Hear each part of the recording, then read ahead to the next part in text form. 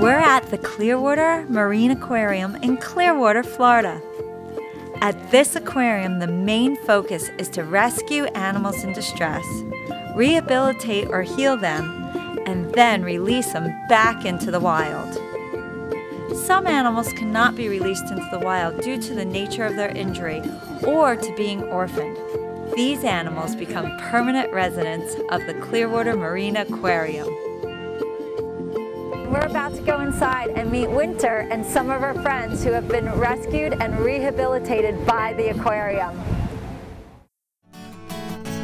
Cammie, the senior mammal trainer, took us first to meet Nicholas.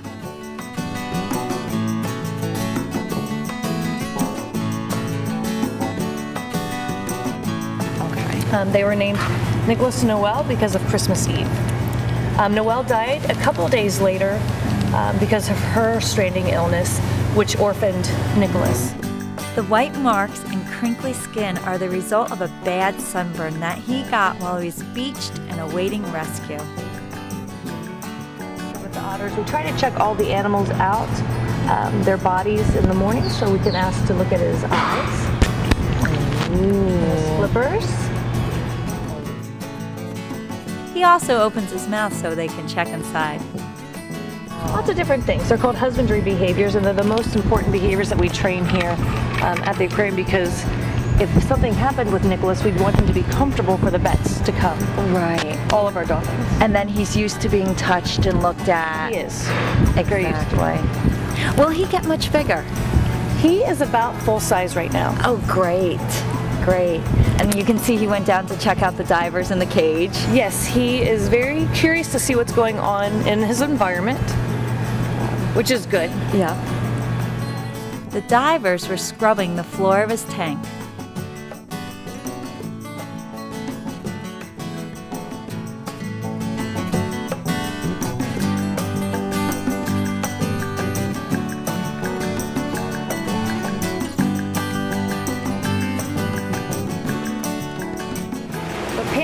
Was brought to us about 10 years ago. Okay. And from Panama City, so that's where she was stranded. She had some sort of infection, she was dehydrated, about 100 pounds underweight, and she was also observed being what they call a beggar dolphin, which means she followed boats and would eat whatever people would throw to her. So she developed some pretty bad habits as far as dolphins go. So once she recovered from her illness, with everything put together, they decided not to release her because she would go right back into that same pattern of chasing boats. Her teeth are wore down in some places, which may make it harder for her to catch food. Winter can swim without her tail. She uses her front fins to move and also a little wiggly side-to-side motion. Well, she was very lucky that she was found. Yeah. She would never have survived her injuries in the ocean. She was also orphaned. When they found her, there was no mother close by. So she was on her own, injured, severely injured, and when they brought her to us, it's a miracle that she even lived. Yeah. And then taught herself how to swim, and the prosthetic tail that we've been given to use, it's all just an incredible story for her.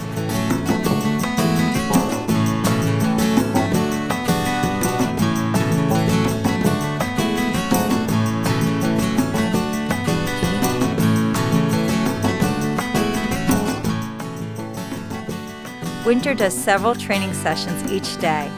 As part of the sessions, Cammie stretches Winter's tail by applying pressure with her hands. This helps to keep Winter's spine straight. To further develop her tail muscles, Winter uses her prosthetic tail. Although it looks easy, it took many training sessions to be able to do this.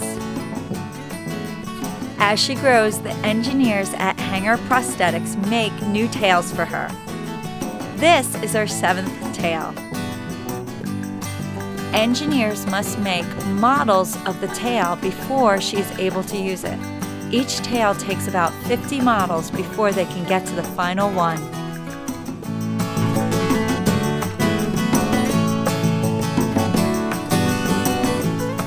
Next, we went to meet the youngest dolphin at the aquarium. She too was orphaned and rescued from the same location in Mosquito Lagoon as her friend Winter. Like human babies, she too feeds from a bottle. It's gorgeous. And something interesting too is it took me 10 years to be able to finally see how a baby dolphin nurses. We know that they roll their tongues up. Okay. Just if I can get her to show you her mouth. You gonna show me your mouth? If you look at her tongue, those little fringe, Yeah. sort of act like fingers, and they wrap around just to keep the milk in and not the salt water. Oh, isn't that interesting? I never would have thought of that. It's so many different adaptations that Right. their bodies have gone through to Right. facilitate their living underwater. Now watch her tongue.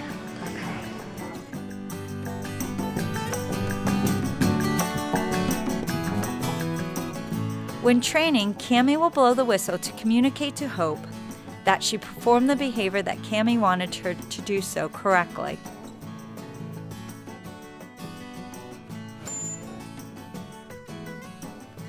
We were really impressed with the work that the Clearwater Marine Aquarium performs by helping sick and injured animals to survive and thrive. It was such a pleasure to meet these dolphins and their trainer, Cammie. We hope you get the chance to meet the animals and the trainers at this aquarium. Before we go, Nicholas has a parting message for you.